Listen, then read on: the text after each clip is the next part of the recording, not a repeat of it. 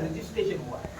Registration हुआ है तो रजिस्ट्रेशन होने के बाद में क्या मिला है आपको, एक सर्टिफिकेट मिला है। वो सर्टिफिकेट के ऊपर क्या है, हमारी सोसाइटी का नाम है। वो सोसाइटी का नाम कैसे है, जो प्रपोजल हमने डिप्टी रजिस्ट्रार ऑफिस को सबमिट किया था उसमें से जो कुछ 2-3 नाम हमने दिए थे, paper first paper, second paper, third paper, उसमें क्या है कोई तो भी नाम उन्होंने सिलेक्ट किया है और जो हमें मंजूर है ऐसा नाम उन्होंने हमें दे दिया है और इसकी वजह से हमारी सोसाइटी का नाम पंचवटी है।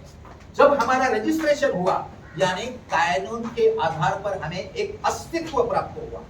तो अस्तित्व प्राप्त होने के बाद में क्या हुआ, हमें किसी के साथ में एग्रीमेंट करने की, कॉन्ट्रैक्ट करने का अधिकार प्राप्त हुआ है। हमारा ओपिनियन क्या है हमारे सोसाइटी का, इसके बारे में करस्पॉन्डेंस करने का हमें अधिकार है। कोई कोर्ट में अगर जाएगा तो कुछ ये करने के लिए हमारी सोसाइटी में क्या कहना है क्या नहीं, हमारा ओपिनियन क्या है, हमारे राइट्स क्या है, हमारे अधिकार क्या है, ड्यूटी क्या, रिस्पॉन्सिबिलिटी क्या, इसके बारे में कुछ ना कुछ कहने का, ओपिनियन देने का हमें अधिकार है। उसके लिए क्या होना चाहिए, करस्पॉन्डेंस होना चाहिए ना। समझो म्युनिसिपल कॉर्पोरेशन के साथ में हमारा कुछ प्रॉब्लम है तो वहाँ ओरली हम जाके कमिश्नर के सामने बैठेंगे तो कमिश्नर बोलेगा राइटिंग में दे दो, तो राइटिंग में कहाँ दे देंगे हम, सिर्फ सर्टिफिकेट उनको दिखा के नहीं चलेगा। इसके लिए क्या है, लेटर हेड है।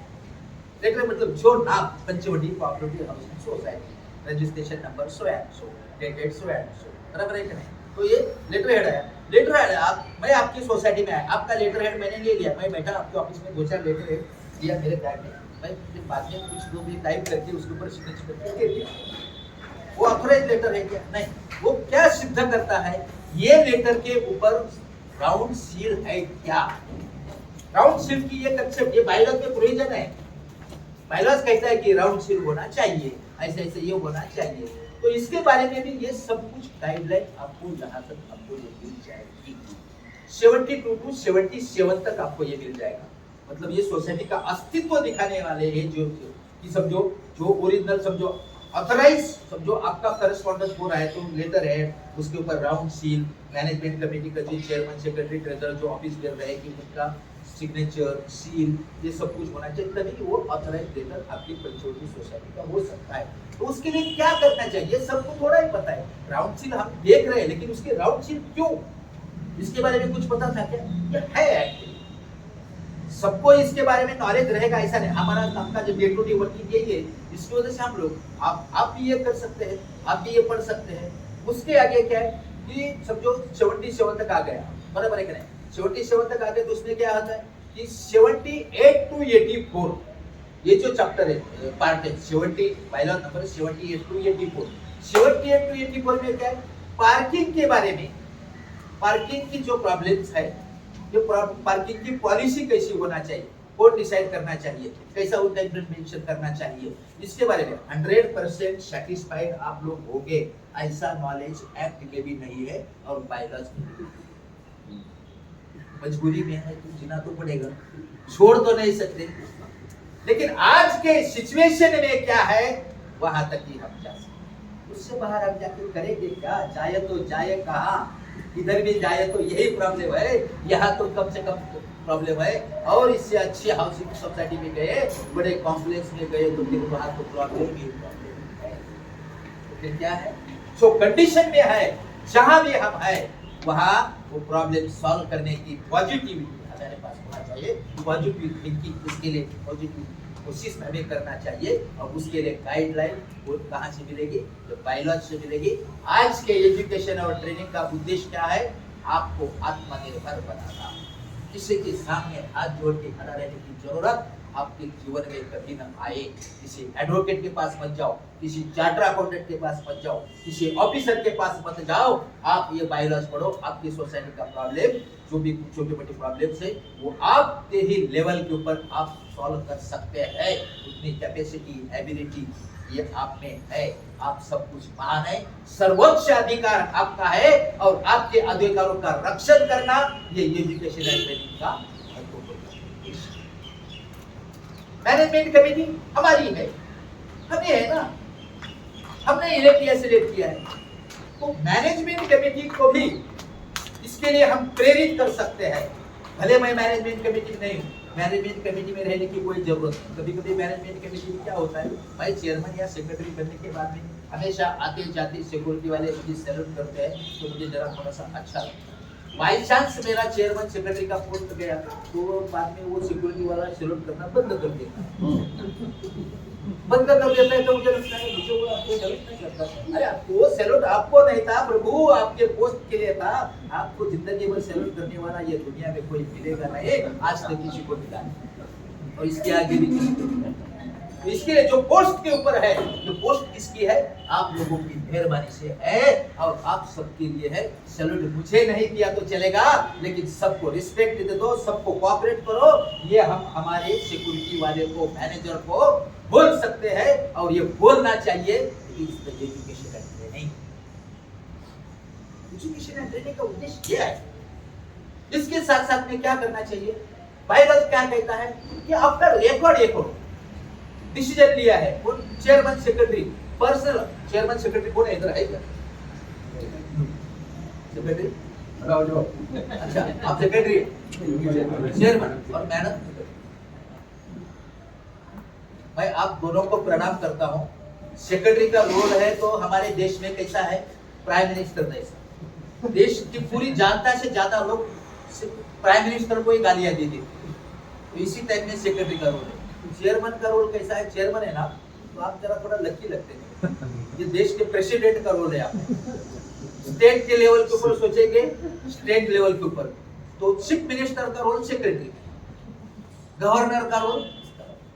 लेकिन ये समझ को हम लोगों को चलना है, हम सब लोगों की जिम्मेदारी है। क्यों? ये हमारी सबकी सोसाइटी है, अकेले की सोसाइटी नहीं है। और आप हमेशा सोच के चलो, मैं हमेशा जीवन भर मैं सेक्रेटरी चेयरमैन रहने के लिए नहीं आया हूं और मुझे रहना भी नहीं चाहिए। एक जगह में इलेक्शन देने के लिए हम गए थे, तो एक महोदय आ गए और मुझे बोले कि मैं 19 ईयर्स से मैं ही वहां। मैंने बोला 19 ईयर्स में से एक व्यक्ति भी आप तैयार नहीं किया आपने, तो आपके जाने के बाद सोसाइटी का कैसा होगा? बंद तो नहीं होगा, आपका परिवार का भी थोड़े दिन लोग होते हैं, बाकी सब कुछ अच्छा हो जाता है। लेकिन ये सोच के मत चलो कि मेरे सिवाय सोसाइटी चलेगी नहीं, ऐसा कभी सोचो मत। मेरे पहले भी ये सब चलता था और मेरे जाने के बाद में भी ये चलने वाला है। जब तक ये रोल मुझे मिला है, जब तक मैं निष्ठा से, ईमानदारी से, प्रामाणिकता से सबके साथ में रिस्पेक्ट करते मैं मेरा रोल निभाऊंगा। बस इतनी ही कोशिश करना। बस मैं किसी को, मतलब मुझे लोगों ने फंसाया तो चलेगा, लेकिन मैं किसी को फंसाऊंगा नहीं। और जब मेरे में ये पावर आ जाएगी ना, तो मुझे फंसाने की भी किसी की पावर नहीं होगी साहब। ये मेंटेलिटी हमारे पास होना चाहिए। उसके लिए क्या, हम जो भी, मतलब इसका जो मीनिंग है, उद्देश्य क्या है कि पर्सनल लेवल के ऊपर डिसीजन लेने के बजाय क्या करो, मीटिंग में डिसीजन। मीटिंग कितने टाइप की है? सोसाइटी का रजिस्ट्रेशन होने के बाद में क्या होता है, within 3 month first general meeting होती है कि नहीं? तो वो तो आपके निकल गई, उसके बारे में भी जानकारी आपको ये बायलॉज में मिलेगी। पर मंथ मैनेजमेंट कमेटी का मीटिंग होना चाहिए, कम से कम महीने में एक बार तो मिलो। भले साथ में सोसाइटी के ही पैसे का चाय पानी पियो, लेकिन कम से कम एक बार मिलो। कौन कहता है? बायलॉज कहता है। मिलो भाइयों, आपस में बैठो, एक दूसरे से प्रेम बढ़ाओ, कोऑपरेशन बढ़ाओ, एक दूसरे को रिस्पेक्ट दे दो। जब आपकी सोसाइटी अच्छी ढंग से चलेगी, इसके लिए मीटिंग का प्रयोजन है, मंथली मीटिंग। मंथली मीटिंग का प्रयोजन क्या है? उसके लिए मंथली मीटिंग का क्या होना चाहिए, मतलब मिनट्स भी उसका लिखना चाहिए ना। बहुत सारी सोसाइटी में क्या होता है, मिनट्स नहीं लिखते मीटिंग। अरे हम 8-8 दिन के बाद में हम मीटिंग लेते, मगर मिनट्स हमने एक भी नहीं। प्रॉब्लम में आप आ जाते हो। कभी जब ऑडिटर आ जाता है तब पूछता है आपकी मीटिंग कितनी हुई। अब बोलते मीटिंग तो 8 दिन में हम लोग मिलते, हमेशा डेली हमारी मीटिंग होती है। अरे लेकिन वो मिनट्स किधर है? मैं सर मिनट्स इतना तो दिन पर काम नहीं, गलत। आपकी भलाई के लिए ये जो एजुकेशन ट्रेनिंग है, आपको सेफ रखने के लिए, आप अगर सेफ रहेंगे तो ही आप सब सोसाइटी को सेफ रख सकते हैं। ऑडिटर आया, 2 दिन का ये मेहमान है हो, लेकिन उसके सामने आपने कुछ ये करना पड़ेगा ऐसा, अरे नहीं यार वो मिनट नहीं देता, नहीं ये मिनट्स कितने मीटिंग हो गए? 12, जो 12 होने चाहिए तब फाइनेंशियल ईयर में, एक हमारे 15 हो गए या मिनट्स होंगे, ये होना चाहिए। तो ये कौन कहता है? चंदन शिव के ऊपर भरोसा मत रखो, बायलॉज के ऊपर भरोसा रखो। बायलॉज के ऊपर कौन सा। दूसरी मीटिंग कौन सी, मिनट्स, ये 12 मीटिंग होनी चाहिए, उसका मिनट्स लिखो।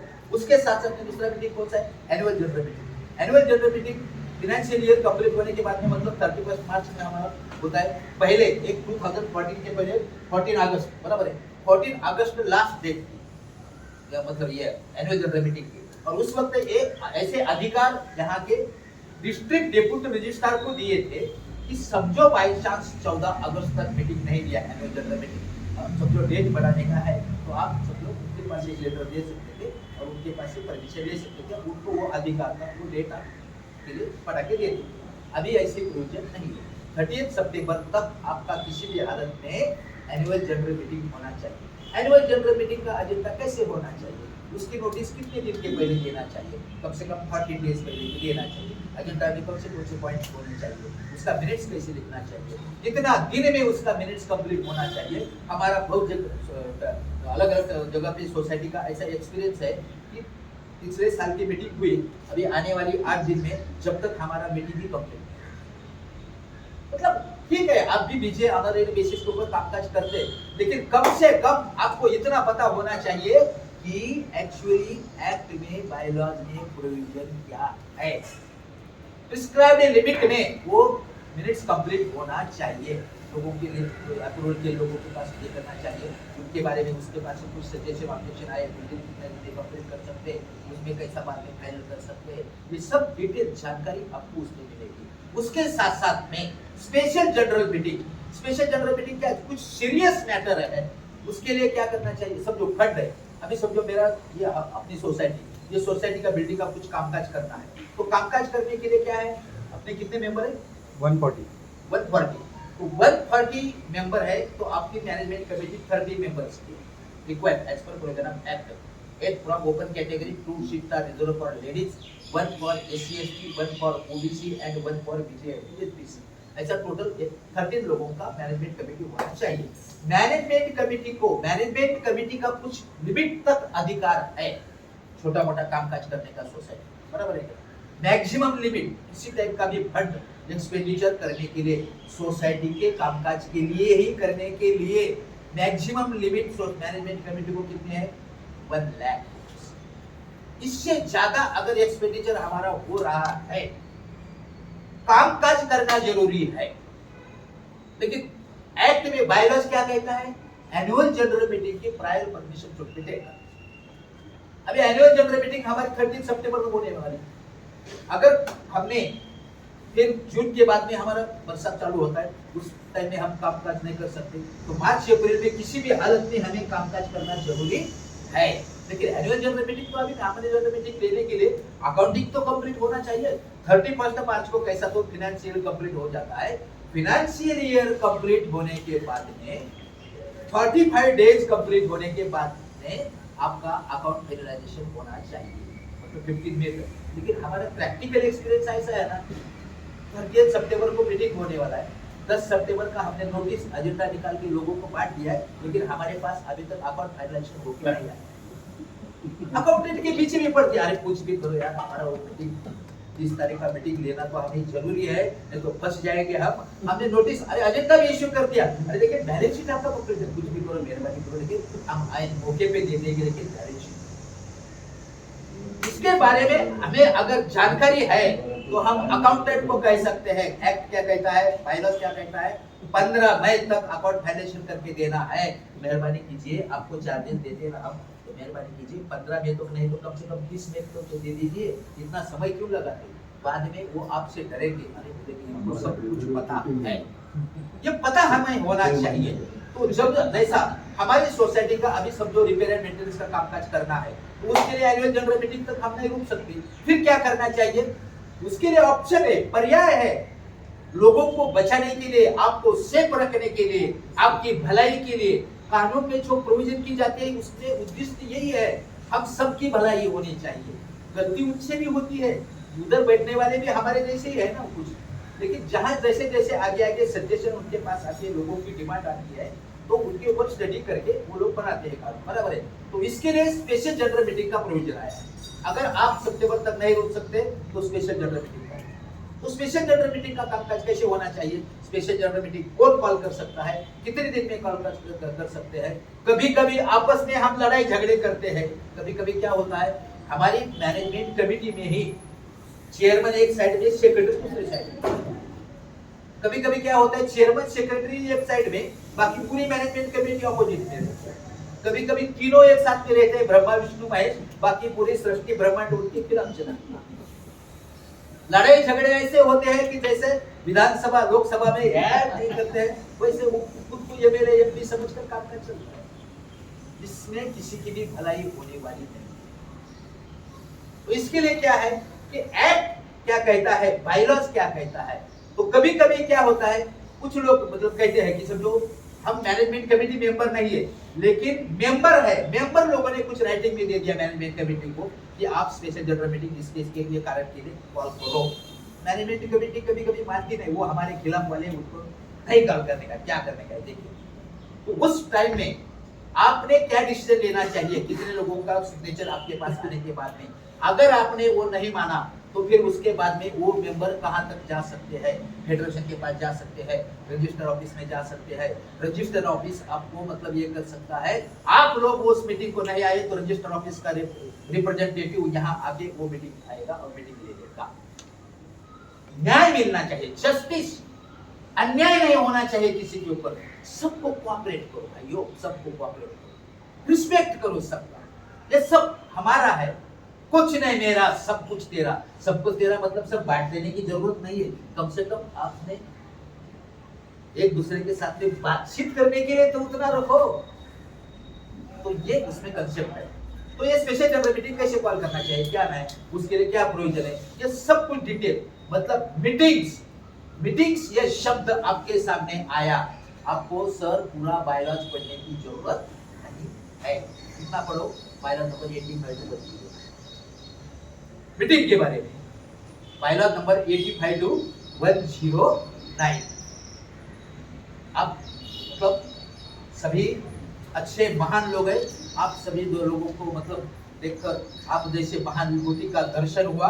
मैं काले साहब को बहुत बहुत धन्यवाद देता हूँ, आपके कारण इन सबका दर्शन हुआ है। काले साहब के लिए जरा जोरदार तालियां बजाएं। और ये काले साहब के साथ में ये हमें कभी भी नर्वस नहीं होने देते, हमें आज तक कभी भी किसी भी जगह पे शोक करने का समय नहीं आया। इसके लिए हमारे साथ में है अशोक जी, इनके लिए भी जोरदार। और आप सभी लोगों की वजह से ये एजुकेशन प्रोग्राम हो रहा है। तो मतलब मीटिंग के बारे में जो भी कुछ है आपको बायलॉज नंबर 85 to 109। उद्देश्य क्या है हमारा, काले साहब का कहना है पूरी मैनेजमेंट कमेटी है, मेंबर से डिटेल में ले लो, मैं डिटेल में भी लेने के लिए तैयार हूं, लेकिन ये जो उद्देश्य मेरा ये कहने का आज का ये है, कम से कम समय में आपका समय न बर्बाद हो। आपका कीमती समय है, समय बड़ा बलवान, उससे ज्यादा कुछ नहीं। एक बार समय निकल गया तो किसी भी हालत में किसी भी कीमत पर हम उसको वापस नहीं ला सकते। तो ये आपका समय बचना चाहिए। आप सबके लिए भलाई के लिए कामकाज कर रहे हैं, कम से कम समय में आपका नॉलेज आप कैसे बढ़ा सकते हैं और आपके प्रॉब्लम आप कैसे सॉल्व कर सकते हैं, और इससे जो आपको सेटिस्फेक्शन मिलेगा वो जो आपसे ब्लेसिंग हमें मिलेगी, ये आपकी चाहते हैं। आज हम मिले हैं, कल मिलेंगे क्या नहीं, इसकी कोई गारंटी है क्या? गारंटी कुछ भी नहीं है।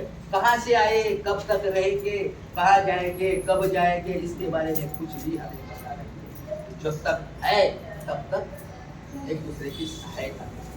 तो इसके बारे में, मीटिंग के बारे में बायलॉज नंबर 85 to 109। उसके आगे हमारी सोसाइटी का मैनेजमेंट एडमिनिस्ट्रेशन कैसे चलाना है,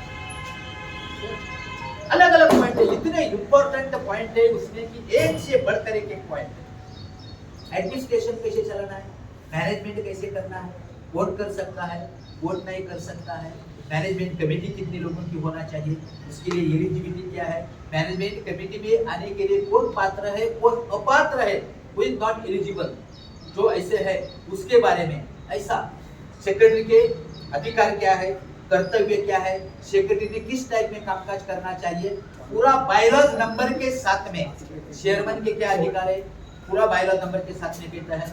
आपस में जब हम मैनेजमेंट कमेटी आपस में लड़ती है, झगड़ती है, तो मैनेजमेंट कमेटी की ये जॉइंट रिस्पॉन्सिबिलिटी है। कभी कभी क्या होता है, मैं मैनेजमेंट कमेटी में हूँ लेकिन एनुअल जनरल मीटिंग में मैं सवाल पूछता हूँ, ये मेरी जिम्मेदारी। जब मुझे कुछ मेरा कुछ अपोजिशन में वो ये है तो वहां बोलो, वो मीटिंग में बोलो, मैनेजमेंट कमेटी में बोलो कि इसका मिनट्स में आना चाहिए, मैंने ऐसा ऐसा ये मुद्दे के ऊपर विरोध किया था, वो मिनट्स में ले लो। और जो मैनेजमेंट कमेटी में लोग बैठे, चेयरमैन सेक्रेटरी, वो भी जो अपोज करता है ना, उनका भी पॉइंट ले लो मिनट्स में। क्या तुम्हारा जाता है लेने? एक पॉइंट के लिए समझो उसने विरोध किया, हमेशा वो विरोधी है, थोड़ा विरोधी है तो भी उसकी क्या करो, रिस्पेक्ट करो उसका। मतलब उनके कहना क्या है, उनको मतलब मानो। हमें तो ऐसा सिखाया गया है कि जो ज्यादा विरोध करता है उसका पहला काम करो, उसको मित्र बनाओ। तलवार से तलवार काटते रहोगे तो सब आगे बढ़ते जाएगा। प्रेम से कंधे के ऊपर उस हाथ डालो, मेरे भाई तू तो मेरा मार्गदर्शक है, अब तेरे साथ में मुझे काम करने की बहुत मतलब आनंद आता है, सटीक बैठो, हम लोग दोनों साथ में बैठ के ये प्रॉब्लम सॉल्व करेंगे। ऐसा कहने के बाद भी किसी का विरोध आपको रहेगा नहीं। जो विरोध अगर किसी का रहेगा तो भी कभी कभी हो सकता है हमारी भलाई के लिए, हमारी गलती सुधारने के लिए होता है, तो उसके लिए हम क्या करें, इसका स्वागत करें। इससे हम छोटे बनने वाले नहीं है, हमारा कुछ भी कम नहीं होगा, इससे बहुत बहुत ज्यादा कुछ आपको मिल जाएगा। ये मैनेजमेंट कमेटी को जो बनाना चाहिए, ये मैनेजमेंट कमेटी में जो कामकाज करता है, यहाँ क्या है, 24 आवर्स आपको फोन आते रहे, 24 आवर्स। कभी कभी मेरे जैसा बंदा कहता है, ओ चेयरमैन लास्ट मीटिंग में, वो लास्ट इलेक्शन में हमने आपको चेयरमैन बनाया, आज तो मेरा ही काम नहीं कर रहा है, बहुत अकड़ गया था, देखता हूँ अगली मीटिंग में कैसा होता है। ठीक है, मान लो उसका भी, मान लो उसका भी मान लो, और हमारा जो कुछ थोड़ा सा लेट होता है उसके काम के लिए सुधार करो। शो मैनेजमेंट कमेटी में यहाँ पॉपुलर बनता है, हाउसिंग सोसाइटी के मैनेजमेंट में जो यहाँ परफेक्ट बनता है, क्योंकि उनको पर्सनालिटी डेवलपमेंट के लिए किसी दूसरे ट्रेनर के पास जाने की जरूरत नहीं है। इतना संयम आ जाता है, इतना संयम आ जाता है कि आप एक कर्मयोगी बन सकते हैं। महात्मा जो हिमालय में बैठकर जो तपस्या करके कर्मयोगी बनते हैं ना, तो ये आप आपके कर्म क्षेत्र में आप कर्मयोगी बन सकते हैं। सबकी ज्यादा से ज्यादा लोगों की गालियां सुनने की क्षमता जिसमें है वो सबसे महान लीडर है। इसके लिए ये महात्मा गांधी ने अभिषेक किया है आपसे। तो इतना अच्छा मौका आपको मिला है, कहाँ मौका मिला, तो ये एहसान है, ये सबका एहसान जिन्होंने हमें सेक्रेटरी पोस्ट पर बिठाया, जिन्होंने हमें चेयरमैन बनाया। ये सारा तुम्हारा मेरे दिल में है दोस्तों, बस मैं आपको कभी नहीं पूछ भावना रखो बस। जो यहाँ पॉपुलर बनेगा दुनिया के किसी भी सेक्टर में, अलग अलग है ना सेक्टर सब मैनेजमेंट के, किसी भी सेक्टर में, किसी भी कॉर्पोरेट सेक्टर, कौन से भी सेक्टर में मैनेजमेंट में जाओ आप पॉपुलर बन जाएंगे, मैं गारंटी लिख के देता हूँ स्टैम्प पेपर। जिसके पास सहन करने की क्षमता है ना, गालियां सुनने की क्षमता है और हंसने की क्षमता होना चाहिए। मराठी में एक कहावत है, अरे इसको गालियां दिया तो ये हंसता ही है। मराठी में एक कहते हैं, निर्लज शब्द सदा अरे जो काम मिला है तो हंसते हंसते करो ना। गालियां दे रहा है तो इतना समझ लेना वो कुछ ना कुछ मुझे दे के जा रहा है, मेरे पास तो कुछ लेके नहीं गया, क्या फर्क पड़ने वाला है। मैनेजमेंट स्किल आपको इंप्रूव करने के लिए, आपको अच्छा ढंग से पेश करने के लिए ये मौका मिला है आपको। और एक तो मौके का मतलब इतना, मतलब आपकी भलाई के लिए इतना ये कर सकते हैं, सदुपयोग करो। तो ये मैनेजमेंट का स्किल, मैनेजमेंट कैसे चलाना चाहिए, क्या करना चाहिए, इसके बारे में डिटेल नॉलेज। ये भाषणबाजी तो सब है, आप बोलेंगे ये दिन भर भाषण सुनते सुनते हम परेशान हो गए, सब्जेक्ट ऊपर आ जाओ। सारी मैं सब्जेक्ट ऊपर आता हूँ। तो पहला नंबर 110 to 140 मैनेजमेंट के बारे में पूरा डिटेल। मैनेजमेंट कमेटी का रिस्पॉन्सिबिलिटी 137, 138, 139, 140 ये बायलॉज आपके लिए बहुत इंपॉर्टेंट है। उसके साथ साथ में इलेक्शन के बारे में समझो। अभी समझो इलेक्शन कैसे होना चाहिए। अभी समझो मैंने जैसा कहा कि आपका मैनेजमेंट कमेटी का 13 मेंबर्स का ये होना चाहिए। बायलॉज नंबर 114 में बराबर है ना, 114 में ये सब टेबल दिया है, अप टू 100 मेंबर्स 11 लोगों की मैनेजमेंट कमेटी होना चाहिए। 100 to 200 30 लोगों की मैनेजमेंट कमेटी होना चाहिए। उसके आगे 15, उसके आगे 17, उसके आगे 19 और मैक्सिमम 20। रिजर्व कैटेगरी जो है सब में वही कॉमन है। 11 की मैनेजमेंट कमेटी रहेगी तो भी उसमें 2 सीट्स रिजर्व है और बाकी lecture 2 seats are reserve for ladies and other 3 reserve है, वो अलग अलग कास्ट के लिए। सब में 13 में वही वैसे वही रहेगा। खाली जनरल कैटेगरी की जो सीट नंबर ऑफ सीट्स है 6 के बजाय 8, 8 के बजाय 10, 10 के बजाय 12, ये इसी टाइप में बढ़ता है। तो इसी टाइप में इलेक्शन में कौन खड़ा हो सकता है, क्या नहीं है। डिफॉल्टर मेंबर इलेक्शन में नहीं खड़ा हो सकता है, क्यों नहीं खड़ा हो सकता? अरे खुद डिफॉल्टर है और सबको नोटिस भेज रहे हैं कि अरे अपना जरा थोड़ा सा कंट्रीब्यूशन है वो जल्दी जल्दी दे दो, सोसाइटी कैसी चलेगी। लोग बोलेंगे पहले अपने नीचे देखो क्या है फिर हमें समझाओ। ऐसे नहीं होना चाहिए। कहते हैं जो समाज में जो स्टेज के ऊपर रहते हैं, जिनको लोग मानते हैं, इसके लिए नेता से भी मॉरलिटी जो ऑनेस्टी जो हम अपेक्षित करते हैं उसका कारण यही है कि वो अगर छोटा सा भी कुछ गलती करे तो बाकी जनरल कॉमन मैन क्या करेगा, उनका ही अनुकरण करेगा। और वो इतने गद्दारी कर देता हम लोगों ने किया तो क्या करेंगे। ये पूरे समाज की दिशा बदल जाती है, ये नहीं होना चाहिए। इतना ही कहा है कि अगर ये सोसाइटी के साथ में कुछ कॉन्ट्रैक्ट है, मेरा कॉन्ट्रैक्ट है, मैं परिषद में एक जगह पे इलेक्शन लेने के लिए गया था, वो वहां मुझे राष्ट्रपति राज्यपाल जी का के साथ में उनका फोटो था, तो वो फोटो लेके आए। वो बोले कि मैं हमेशा राज्यपाल साहब के साथ में रहता हूँ। अच्छा ठीक है, कोई बात नहीं, मैं मैनेजमेंट कमेटी में फॉर्म भर दिया। बोले कोई बात नहीं, भरो। बाद में मुझे लोगों ने बताया कि इनका कॉन्ट्रैक्ट सिक्योरिटी का कॉन्ट्रैक्ट इनका है सोसाइटी। अरे आपके सिक्योरिटी का कॉन्ट्रैक्ट सोसाइटी में, वहां कुछ कमाने का छोड़ के ये मैनेजमेंट कमेटी में क्या करते हैं? बोलते ऐसा कैसा नहीं। अरे ऐसा कैसा नहीं, तो वायरस कैसा है ना, मैं क्या, आप थोड़े मेरे दुश्मन हैं।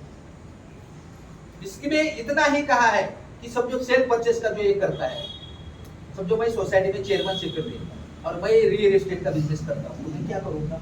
बाई चांस सभी ऐसा नहीं करेंगे, लेकिन कानून अपेक्षित क्या करता है, ये सोसाइटी में किसी का फ्लैट बेचने का है, बराबर है कि नहीं? बेचने का है तो समझो दूसरा किसी ने कस्टमर लाया तो कितना 75 लाख में जाता है।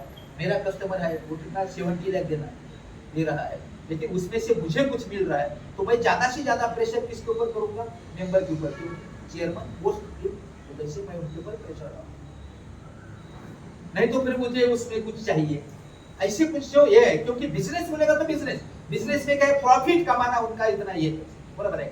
तो यहाँ आप ऑनररी बेसिस के ऊपर कामकाज कर रहे हैं, आपको प्रॉफिट कमाने में कोई यहाँ ये नहीं रोक नहीं रहा है, लेकिन आप उस पोस्ट के ऊपर रह के साथ में वो मत करो। अगर आपको करने का है तो बिंदास करो, लेकिन पोस्ट के ऊपर मत करो।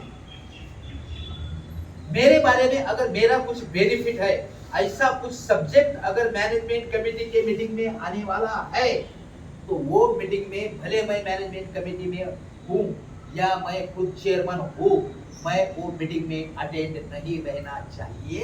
ऐसा चंदन शू नहीं कहता, कौन कहता है? My lords, no my lords. तो सब कुछ डिटेल आपको 1 तक 102 140 तक। उसके आगे क्या है कि आप कब से रिकॉर्ड मेंटेन करना चाहिए सोसाइटी। अच्छा कामकाज किया आपने, बहुत अच्छा कामकाज करते, बहुत ईमानदारी से, 5 पैसे का कभी ट्रैवलिंग का कन्वेंस का कुछ वाउचर नहीं लिखा, कुछ नहीं लिखा, लेकिन रिकॉर्ड कुछ नहीं तो क्या है?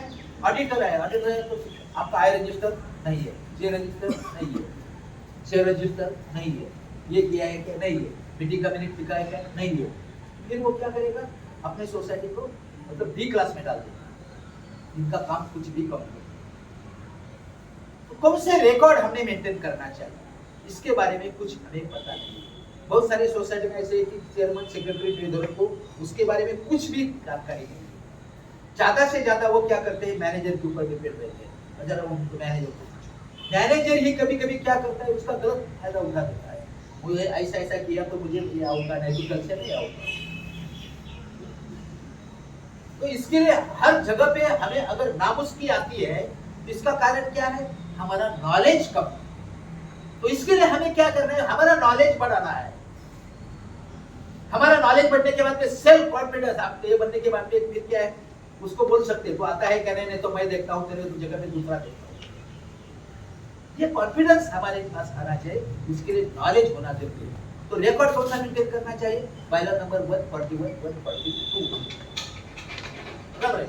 141, 142 में लिस्ट है पूरा, कौन सी फाइल रखो, कौन सा रजिस्टर रखो, उसकी पूरी लिस्ट है। अरे लेकिन ये बुक्स कहाँ मिलेंगे? कुछ डरने की जरूरत नहीं है, किसी भी को भी कुछ भी पता नहीं। इसके पहले मैं कभी मैनेजमेंट कमेटी मेंबर नहीं था, लेकिन अचानक मैं चेयरमैन सेक्रेटरी बना और मेरे पास कुछ रिकॉर्ड है का कुछ पता नहीं है। आप डायरेक्ट थाने डिस्ट्रिक्ट को, आप लोग हाउसिंग सोसाइटी फेडरेशन का ऑफिस में जा सकते हैं, 141 का ये देने का, उसके पास ये लिस्ट है, जितना रजिस्टर दे दो, जितने फाइल दे दो, वो आपको दे देंगे, उनका पेमेंट दे देने का, वो लेके आने का काम का शुरू करो। मतलब जगह जगह पे किसी के सामने गिड़गिड़ाने की, हाथ जोड़ने की जरूरत आपको नहीं होना चाहिए। आपको मतलब ये बायलॉज पढ़ने के। उसके साथ साथ में आगे क्या है, 141, 142 के साथ में ये छोटे छोटे पॉइंट आते हैं कि सब जो 1500 रुपीज से ज्यादा पे कैश पेमेंट नहीं करना चाहिए। अभी प्रैक्टिकली ये पॉसिबल नहीं होता है, लेकिन एक्ट में प्रोविजन है, इतना पता हमको होना चाहिए। कॉमन मेंबर ने भी इतना पकड़ के नहीं रखना चाहिए, आपने 1500 रुपीज से पेमेंट कैश दे दिया। अरे कभी तो समझो किसी लेबर को अगर नाके से पकड़ के लेके आए हैं और वो लेबर आया और छोटा मोटा काम किया, और छोटा मोटा काम करने में हम बोलेंगे उसको कि मैं हम कैश नहीं दे सकती, वो बोला कल से नहीं होगा, मैं किसको पकड़ेंगे? तो उसको कैश लेना चाहिए, उसका अकाउंट नहीं कुछ नहीं, तो बेचारा कैश मांग रहा है, ये दो। इतना हम लोग भी नहीं बोल, लेकिन एक्ट में प्रोविजन है ना, हमेशा उसका ये नहीं होना चाहिए, जानबूझकर ये नहीं होना चाहिए। इतना तो कम से कम हम मेंबर्स लोगों को समझा सकते हैं कि अरे वो मजदूर आया था, तो मजदूर का बैंक अकाउंट नहीं है, तो बेचारा परेशान हो गया, दिन भर काम करके उसको पेमेंट देना है तो देना पड़ा, ठीक है। लेकिन बार बार नहीं होना चाहिए, 25,000 कैश से दिया, 30,000 कैश से दिया, 50,000 कैश से दिया, ऐसा नहीं होना चाहिए। 5,000 रुपीज से ज्यादा कैश इन हैंड नहीं होना चाहिए। आजकल तो सब पेमेंट ऐसा बाइसिकल हो रहे हैं। कैश इन हैंड पहले कैसा था, सब जो हमारा मैनेजर है या चेयरमैन सेक्रेटरी के पास कैश इन हैंड रहती थी, तो कैश इन हैंड के लिए भी कभी कभी आप प्रॉब्लम में आ सकते हैं। सब जो बाई चांस, अभी तो ज्यादा करके कैश किसी का आता है नहीं, लेकिन फिर भी अगर आपके पास आया तो सब जो फ्राइडे का दिन रहेगा, तो भी सब जो सैटरडे के दिन अगर बैंक बंद है, तो ज्यादा से ज्यादा सैटरडे और संडे जाने के बाद में कम से कम मंडे को तो डायरेक्ट वो बैंक में जमा करो। हो सके तो वर्किंग डे रहेगा तो नेक्स्ट डे भी उसको जमा करो। वैसे तो अभी आता नहीं, लेकिन ये लिमिट है उसके लिए। कोई हमारे पास कोई बंदा काम करता है, मैनेजर है, तो कैश ट्रांजेक्शन अगर हमारे पास ज्यादा है तो उनके पास कुछ सिक्योरिटी लेना चाहिए। ऐसे कुछ छोटे छोटे पॉइंट्स उसमें 141 टू 137 तक आ जाते हैं। अच्छा, फिर उसके आगे क्या है, नेक्स्ट पार्ट जो आता है, appropriation of profit and write off dues. अभी एप्रोप्रिएशन ऑफ प्रॉफिट में क्या है, ये इसके बारे में हमें हमारे अकाउंटेंट भी बताते हैं। हमारा बैलेंस शीट इनकम एक्सपेंडिचर कैसे होना चाहिए, हमारे पास प्रॉफिट एंड लॉस क्यों नहीं, तो प्रॉफिट एंड लॉस इसीलिए नहीं कि हमारी सोसाइटी अर्निंग मतलब प्रॉफिट अर्निंग करने वाली सोसाइटी नहीं है, सर्विस सोसाइटी है। इसकी वजह से जहाँ इनकम एंड एक्सपेंडिचर अकाउंट है और बैलेंस शीट बराबर है, उसके साथ साथ में हमारा सोसाइटी का जो बैलेंस शीट है, अभी जगह जगह पे हम लोग ऑडिट के लिए जाते हैं, तभी एक कारपोरेट सेक्टर वाले अच्छे चार्टर अकाउंटेंट उनकी हिसाब से कहते हैं वो बैलेंस शीट का प्रिपरेशन है, ये ऐसा नहीं है, इसी सीरियल नंबर में एक। लेकिन हमारे इधर ये हाउसिंग सोसाइटी जो कोऑपरेटिव सोसाइटी कोऑपरेटिव एक्ट के अंडर रजिस्टर्ड हुई है, इसकी वजह से यहाँ क्लियर कट बायलॉज क्या कहता है, यन फॉर्मेट में ही होना चाहिए, बैलेंस शीट यन फॉर्मेट में होना चाहिए, इनकम एक्सपेंडिचर यन फॉर्मेट में होना चाहिए। एक जगह पे एक सेक्रेटरी मुझे बोले जब बायलॉज फेंक दो, मैं बोला फेंक दो तो आप फेंक दो, हमने फेंक बोला हमारे कारपोरेट सेक्टर में, लेकिन आप रहते कोऑपरेटिव ना, आप कारपोरेट सेक्टर में काम करते तो कारपोरेट सेक्टर में रहते तो बात अलग थी बंगलों में, लेकिन यहाँ कोऑपरेटिव हाउसिंग सोसाइटी में रहते हैं।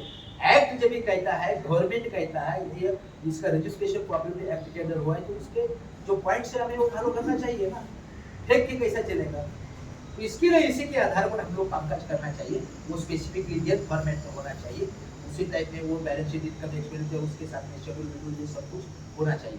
अभी इसमें एक वर्ड आता है कि एप्रोप्रिएशन ऑफ प्रॉफिट। जैसा हम सर्विस करते हैं, सर्विस करते वक्त क्या होता है कि हमारा प्रोविडेंट फंड कंपल्सरी एक प्रोविडेंट फंड है, लेकिन पीपीएफ भी था ना पहले, पब्लिक प्रोविडेंट मतलब हमारा प्रोविडेंट फंड उतना जाता है, लेकिन मुझे मेरी इच्छा हुई कि मुझे और ज्यादा सेविंग करना है, तो मैं क्या करता था हर मंथ मतलब मैं ज्यादा सेविंग करके उधर रखता, क्योंकि फ्यूचर में मुझे काम में आए। तो एप्रोप्रिएशन ऑफ प्रॉफिट ये जो पॉइंट है बाय लॉ नंबर 148, उसका उद्देश्य क्या है, आपके सोसाइटी के जो अलग अलग फंड्स है, मतलब सोसाइटी इकोनॉमिकली बेसिस के आधार पर सक्षम स्वयंपूर्ण परिपूर्ण रहे। अचानक आपका सोसाइटी का कुछ तो भी मतलब घटना हुई और अचानक मतलब ज्यादा अमाउंट खर्चा करने की समझो नौबत आ गई, तो उस वक्त आप फंड कहाँ से लाएंगे? तो छोटे छोटे पार्ट में अगर शुरू से ही आप सेविंग करते रहेंगे तो आपका फंड ठीक ढंग से रहेगा। तो एप्रोप्रिएशन ऑफ प्रॉफिट में क्या है कि समझो हमारे ये फाइनेंशियल ईयर में हमारा कलेक्शन अगर 25 लाख का हुआ है ये फाइनेंशियल ईयर, लोगों की तरफ से अलग अलग टाइप के चार्जेस है, और उसमें से समझो 20 लाख हमारा एक्सपेंडिचर हुआ है, 5 लाख रुपीस क्या है सरप्लस अमाउंट फाइनेंशियल ईयर में बचा। तो 5 लाख ऐसा जनरल लैंग्वेज में हम क्या कहेंगे उसको, प्रॉफिट ही कहेंगे, बराबर है। तो प्रॉफिट है, लेकिन फ्यूचर के लिए सोचो, उसमें क्या है बाय लॉ नंबर 148 क्या कहता है, 25% of profit should be transfer to reserve. ये अकाउंटेंट लोग नहीं करते क्योंकि उनके ऊपर उतना लोड रहता है कि समझो किसी के पास 100 सोसाइटी 200 सोसाइटी और विदिन टाइम इनको फटाफट कंप्लीट करके दे रहे हैं। वो अकेला तो बेचारा काम नहीं करते, उनके नीचे असिस्टेंट होते हैं, जैसा भी बना आपकी तरफ दे देते हैं, आपको भी मीटिंग लेनी है, आप भी क्या करते हैं, करो सिग्नेचर और बांटो लोग। एप्रोप्रिएशन ऑफ प्रॉफिट हर साल में ये होना चाहिए। तो ये कौन कहता है, बाय लॉ नंबर 149 कहता है। 149 150 इसमें जो है क्या है कि जो राइट ऑफ ड्यूज में क्या है कि कभी कभी क्या होता है कि समझो आप सोसाइटी में ये मैनेजमेंट कमेटी में कितने दिन हो गए आपको? 6 साल, हाँ? 6-7 साल। तो कभी कभी कुछ सोसाइटी ऐसी है, पहले लोगों ने क्या किया उसको बारे में हमें कुछ पता नहीं, हमने जब से संभाला अच्छा संभाला, लेकिन पहले का कुछ है ऐसा एक 2-4 लाख रुपए का अमाउंट ऐसा है तो सस्पेंस अकाउंट में वो किसका आया और क्या हो रहा है और किसके बारे में हमें कुछ पता नहीं। पहले कमेटी ने हमें कुछ बताया नहीं, अकाउंटेंट को पूछेगा तो अकाउंटेंट बोलता है वो 10 साल से पहले आया है, मुझे कुछ पता नहीं, वो ऐसा आ गया। तो कभी कभी क्या होता है फिर बाद में कि क्या करेंगे इसका, बराबर करेंगे, तो इसको राइट ऑफ करने के लिए सोचते हैं। राइट ऑफ करने के लिए एक उसकी प्रोसीजर है।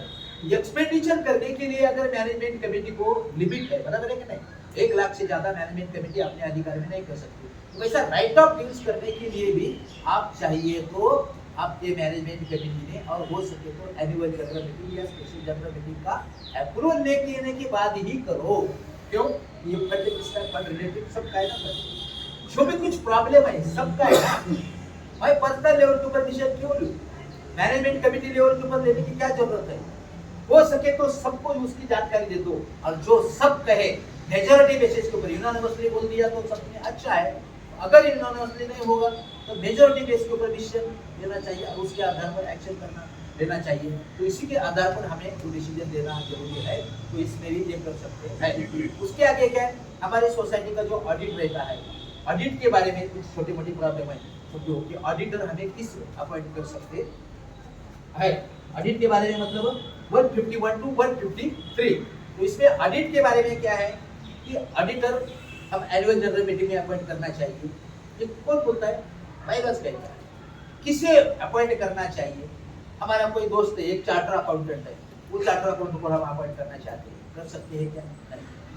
अगर वो चार्टर अकाउंटेंट है, लेकिन वो चार्टर अकाउंटेंट का नाम Maharashtra state government cooperative department की तरफ से जो ऑडिटर का पैनल बनता है, अप्रूव्ड पैनल रहता है, वो पैनल में अगर उनके लिस्ट में उनका नाम है तो ही आप उन चार्टर अकाउंटेंट को अपॉइंट कर सकते हैं।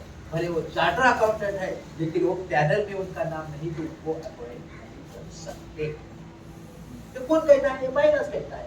सिर्फ चार्टर अकाउंटेंट नहीं कर सकते क्या? चार्टर अकाउंटेंट की डिग्री है लेकिन वो पैनल में नहीं है, नहीं कर सकते। दूसरा जीडीसी एंड है government diploma in cooperation and accountancy, Maharashtra state government का कोऑपरेटिव का डिप्लोमा है, वो एग्जाम पास हुए हैं और जिनका नाम इसमें है वो पैनल लिस्ट में है, उनको भी आप अपॉइंट कर सकते हैं। चार्टर अकाउंटेंट ही होना चाहिए ऐसी कोई जरूरत नहीं है। तो कैसे करना चाहिए, मतलब 30 सितंबर के सब जो मीटिंग में होना चाहिए, उसके बाद में भी 30 डेज मैक्सिमम वो डिप्टी रजिस्टर ऑफिस को आप सूचित करना चाहिए, ऑनलाइन ये करना चाहिए। ऐसे छोटे मोटे जो प्रॉब्लम है वो सब ऑडिट के बारे में आपको 151 153 पर मिलेगी। उसके आगे नेक्स्ट जो पार्ट आता है पायलट नंबर 154 टू 161, उसमें क्या है, अभी समझो कन्वेंस, आपका कन्वेंस हुआ है अभी कन्वेंस का ये जो समझो प्रॉब्लम है समझो, बराबर है कि नहीं। अभी कन्वेंस के बारे में कैसे कन्वेंस करना है, क्या करना है, उसके लिए क्या डॉक्यूमेंट है, वो उसके लिए तो 1 आवर से भी ज्यादा समय लगेगा इसके ऊपर एक्सप्लेन करने के लिए। लेकिन कन्वेंस करके लेना ये मैनेजमेंट कमेटी की जिम्मेदारी है। इसके लिए मैनेजमेंट कमेटी ने कोशिश करना चाहिए। कल आप उनको फांसी नहीं मत देना।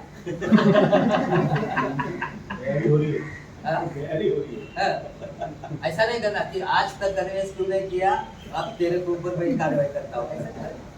उनको भी पूरी चीजें जानकारी है कन्वेंस के बारे में। इतना मतलब जगह जगह पे मीटिंग हो रही है और कन्वेंस के बारे में मतलब अभी क्या है, ज्यादा से ज्यादा हम लोगों के प्रॉब्लम है, हम लोगों के प्रॉब्लम हमें नॉलेज नहीं है। और सबसे महत्वपूर्ण बात यह है कि हमने यूनिटी नहीं। देखिए ना कितने मेंबर है सोसाइटी के, 140 में हमारी यूनिटी सर्वोच्च अधिकार हमारा है। We are the citizen of nation. अरे देश के नागरिक है, हम देश के मालिक है। ये सब कुछ चल रहा है, ये हमारे पैसे से चल रहा है। और जितना पैसा लेके ये फ्लैट हम खरीदी करते हैं, आज भी रूरल एरिया में 1 एकड़ लैंड परचेस करो, लैंड परचेस करने के बाद उधर स्टैम्प ड्यूटी का सब ये सब जो हुआ और तो वो डॉक्यूमेंट्स फिर वो सिग्नेचर करके तलाटी के पास दे दिया, तो ज्यादा से ज्यादा महीना 2 महीने में इमीडिएट 7/12 के ऊपर आपका नाम आता ही है ना। लेकिन इतने साल होने के बावजूद भी हम लोगों का नाम मतलब 7/12 के ऊपर नहीं आता। ये लैंड हमारी नहीं होती, इसका कुछ भी हमें नहीं लगता। कारण क्या है, सिर्फ मैनेजमेंट कमेटी नहीं, हम सब लोग जिम्मेदार हैं। सब लोग हम जिम्मेदार। छोटी सी बात है ना, रजिस्ट्रेशन किसने किया, गवर्नमेंट ने किया क्या? कंस्ट्रक्शन को परमिशन किसने दिया, सीसीओसी किसने दिया, वाटर कनेक्शन किसने दिया, इलेक्ट्रिसिटी कनेक्शन किसने दिया ना, स्टैम्प ड्यूटी किसने लिया ना। और इतना सब कुछ होने के बावजूद भी कितने साल हो गए सोसाइटी में? 28 साल हो गए, लेकिन हमारे नाम के ऊपर हमारी टैक्स इसका कारण क्या है? हम अगर समझो एक बन जाए और हमारे पास जागृत रहे, और यह क्यों नहीं होता है, हमारे रिप्रेजेंटेटिव को हम वोट देते हैं, कारपोरेटर है, एमएलए है, एमपी है, मिनिस्टर है, क्यों नहीं होता है ये? क्यों नहीं पूछते हम? हमारी ताकत ये पूछ सकती है उनको। जो अधिकारी बैठे हैं वो पेमेंट हमारा लेते हैं, इसका पेमेंट लेते हो। इनको वोटिंग देने के बाद में जो फैसिलिटी मिलती है किसकी? हमारी। लेकिन हमारी आवाज नहीं है, हम मरे हुए हैं, जिसकी वजह से ये कुछ तकलीफ है। और हम सिर्फ छोटी छोटी बातों के लिए आपस में सिर्फ लड़ाई झगड़े करते हैं। तो इसके लिए हमारी यूनिटी होना चाहिए।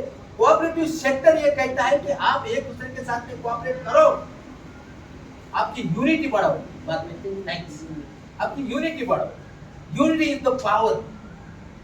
यूनिटी के बगैर कुछ भी नहीं है। आज ही सवेरे सवेरे मैं हमारे दोस्त आप शेर है, लेकिन आपके पास यूनिटी नहीं है, तो आपके 10-20-25 कुत्ते भी आके आपको तकलीफ दे सकते। अकेले है ना, यूनिटी होना चाहिए। अभी तो डेमोक्रेसी सिस्टम है, इसमें तो आपकी यूनिटी की सिवाय कुछ काम नहीं होगा, तो ये होना जरूरी है। लेकिन इसके बारे में मैनेजमेंट कमेटी ने जरा थोड़ा सा कोशिश करना चाहिए। वैसा बायलॉ नंबर 151 से स्टार्ट हो जाता है, 161 तक मतलब क्या है कि बीच में समझो आपको ये करना चाहिए, अलग अलग टाइप के छोटे मोटी जो बातें हैं, स्ट्रक्चरल ऑडिट विडिट ये सब कुछ करके लेना जरूरी है। मतलब अपने बिल्डिंग समझो सही ढंग से ये कामकाज करे, मतलब सही ढंग से रहे, वेल एंड गुड कंडीशन में रखने की जिम्मेदारी भी ये हमारी है। ऐसे जो छोटे मोटी बातें हैं तो इसके बारे में ये बायलॉ नंबर 161 तक आपको ये मतलब ये कर सकता है कि सब जो रीडेवलपमेंट करने का ये आया, तो सब जो आर्किटेक्चर का अपॉइंटमेंट कैसे करना चाहिए, उसके लिए मतलब कोटेशन कैसे ये करना चाहिए, सब लोगों के सामने कैसा वो ये करना चाहिए, ऐसे छोटी मोटी जो सभी कुछ बातें है वो पॉइंट्स है, उसके बारे में आपको 161 तक मतलब ये ज्यादा से ज्यादा गाइडलाइन उसमें मिलेगी। इसके साथ साथ में आपके मतलब बिल्डिंग का रिपेयर एंड मेंटेनेंस करना कभी जरूरी है और कभी नहीं है। अभी रिपेयर एंड मेंटेनेंस करना जरूरी है क्या नहीं जरूरी है, उसका नॉलेज हमें थोड़ा ही रहेगा, मैनेजमेंट कमेटी को थोड़ा रहेगा। जो कौन कह सकता है हमारे बिल्डिंग का लाइफ क्या है और हमारे बिल्डिंग में क्या सुधार करना जरूरी है और क्या प्रॉब्लम है, इसके बारे में वो सेक्टर में जो एक्सपर्ट है, वो सब्जेक्ट में जो एक्सपर्ट है वही ये कर सकता है। जैसा कि आप लोग हमेशा पूरा फाइनेंशियल ईयर आप कामकाज करते हैं, अकाउंटिंग करता है, आप लोग कामकाज करते हैं, वाउचर फाइल बनाते हैं, सब कुछ बनाते हैं, सब कुछ बनाते हैं, लेकिन ऑडिटर ऑडिट करके सर्टिफाइड करके जाते हैं, बराबर है। तो इसमें इसी टाइप में इसमें जो एक्सपर्ट है आर्किटेक्चर मतलब जो रहेगी कुछ, तो वो सर्टिफाइड करके दे देंगे कि ये बिल्डिंग का आपका ये ऐसा। जो सेक्टर में वो सेक्टर के विशेषज्ञ है, जिनके पास उस सेक्टर का एक्स्ट्रा नॉलेज मतलब क्वालिफाइड है उस सेक्टर के, तो वो ऐसे लोगों का ये ओपिनियन उस वक्त लिया जाना चाहिए और उसके आधार पर कामकाज करना ये जरूरी है। यही इसके बारे में हम लोगों को मतलब ये गाइडलाइन देता है। उसके साथ साथ में ये रिपेयर एंड मेंटेनेंस के बारे में जो एक्सपेंडिचर करना है, एक्सपेंडिचर का लिमिट तो आप लोगों को पता ही होगा शायद 25 मेंबर्स की सोसाइटी अगर रहेगी तो ज्यादा से ज्यादा मैनेजमेंट कमेटी 25,000 तक कामकाज कर सकती है अपने अधिकार में।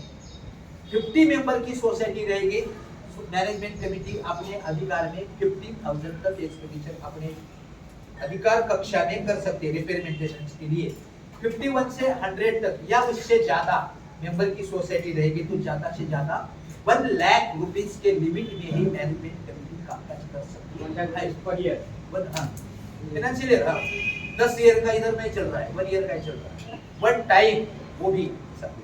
तो इसके लिए उससे ज्यादा अगर एक्सपेंडिचर करना है तो मैंने जैसा कहा कि एनुअल जनरल मीटिंग या स्पेशल जनरल मीटिंग का प्रायर अप्रूव लेकर ऐसे छोटे छोटे पॉइंट्स इधर ये सब कुछ आते हैं।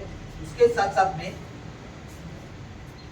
जो भी सोसाइटी का मतलब बिल्डिंग है वो बिल्डिंग गुड कंडीशन में वेल कंडीशन में रखने की जिम्मेदारी भी किसकी है, मैनेजमेंट कमेटी की। जहां जहां जरूरी पड़े जो कहीं हो जाए तो वो सभी मेंबर के तरफ से मैनेजमेंट कमेटी अपने अधिकारों का सदुपयोग करके बिल्डिंग वेल कंडीशन में रखने के लिए कोशिश करना चाहिए। इसके साथ साथ में कौन सा खर्चा सोसाइटी की तरफ से सोसाइटी के फंड से होना चाहिए उसके बारे में, या कौन सा खर्चा रिपेयर एंड मेंटेनेंस का एक्सपेंडिचर पर्सनल लेवल पे मतलब वो मेंबर ने करना चाहिए, उसके बारे में भी आपस में लड़ाई झगड़े होते हैं, मतभेद होते हैं। टेंशन लेने की कोई जरूरत नहीं, सिर्फ बायलॉज लेके बैठने का। ये बायलॉज में देखिए ये ऐसे ऐसी लिस्ट दी है, अच्छा ये बायलॉज में लिस्ट दी है, लेकिन इसके ऊपर से फ्लैट से आता है लीकेज, क्या इधर से आता है क्या उधर से आता है, ये हमें पता नहीं, वो चेयरमैन को भी पता नहीं, वो सेक्रेटरी को पता नहीं। वो ठीक है, वो architecture board structural engineer board जो अच्छा ना उसके पास से वो सर्टिफाइड करके ले लो, उसके आधार पर उसका जो ओपिनियन आएगा उसी की रिपोर्ट आएगा, तो उसके रिपोर्ट के आधार पर पति का कामकाज करो। तो मतलब जो प्रॉब्लम्स आएंगे, प्रॉब्लम के बिना आपकी जिंदगी है ही नहीं। प्रॉब्लम तो आते ही रहेंगे, लेकिन प्रॉब्लम को कैसे सॉल्व करें और वो कानून के फ्रेम में रहकर आप तकलीफ न आ जाए, सामने के वाले के ऊपर अन्याय न हो जाए, सामने वाला कोई हमें कुछ आग्रह कर रहा है कि नहीं ऐसे नहीं ऐसे होना चाहिए, हमारे ऊपर प्रेशर डाल रहे हैं, दबाव डाल रहे हैं, तो भी हम समझा सकते हैं कि भाई मेरी जो इसमें ये नहीं है, ये ऐसा ऐसा बायलॉज कहता है इसके लिए। तो इसके बारे में आप उनको बायलॉज नंबर मतलब सोसाइटी के फंड से कौन सी कामकाज करना चाहिए, बायलॉज नंबर 159 पढ़ो। उसके साथ साथ में 159B में सभासदाने स्वखर्चाने करावायच्या दुरुस्त्या, मतलब मेंबर की तरफ से वो कौन सा रिपेयर मेंटेनेंस का खर्चा मेंबर ने पर्सनल लेवल पर उनका ये करना चाहिए। कभी कभी क्या होता है, ये खर्चा करते समय या कामकाज करते समय मेंबर अपनी मर्जी से कामकाज नहीं कर सकता है। मेंबर ने कम से कम इसको सूचित करना चाहिए। मेंबर जो अपने फ्लैट के अंदर कामकाज कर रहा है, फ्लैट के अंदर, तो वो कामकाज सही ढंग से कर रहा है क्या, ये कुछ तोड़ रहा है, ये कर रहा है, वो देखने का अधिकार भी सोसाइटी के मैनेजमेंट कमेटी को है। लेकिन कभी कभी क्या होता है, हमें अधिकार है, इसके लिए वो सोसाइटी का सेक्रेटरी या चेयरमैन अचानक वो फ्लैट में देखने के लिए गए और वो क्या करते हैं, इन्होंने मेरे घर में आके मेरा ऐसा ऐसा किया, आपके ऊपर ही पुलिस केस कर देते। तो आप क्या बोलते हैं, खाया ना पिया ग्लास थोड़ा बारह ना करे, इससे आगे काम नहीं। बहुत सारे सोसाइटी में ऐसा होता है, चेयरमैन सेक्रेटरी एक तरीके नहीं होता है, कितना मेंटेनेंस देने का इतना दे लो, वो पोस्ट नहीं आने को चाहिए। अरे यार आप करो, नहीं वो लेकिन वो जो फालतू का कहते हैं वो आप महान कर सकते हैं, लेकिन आपको सेफ रहना जरूरी है। तो क्या इसके लिए आधार क्या है, बायलॉज। हर वक्त ये बुक कहाँ लेके जाएंगे, ये हम भी अच्छी ढंग से अभी तक नहीं पढ़ सकते, आप कहाँ पढ़े, लेकिन बायलॉज को हाईलाइट उतना कर सकते हैं कि भाई ये है ऐसा, ये आप पढ़ो, और मेरी जगह पे आप है तो आप क्या डिसीजन लेंगे, इसी हिसाब से आप लोग चलेंगे। मेरी और आपकी पर्सनल दुश्मनी नहीं है, आपने मेरा क्या बिगाड़ा है, मैं क्यों आपके खिलाफ जाऊँ। चाहे तो और 25 गालियां मुझे दे दो, मैं सोसाइटी के पैसे से चाय मंगाता हूँ, अगर चाय नहीं पीते तो मैं कोल्ड ड्रिंक मंगाता हूँ, लेकिन जरा थोड़ा शांति से समझाने के बाद भी समझेंगे।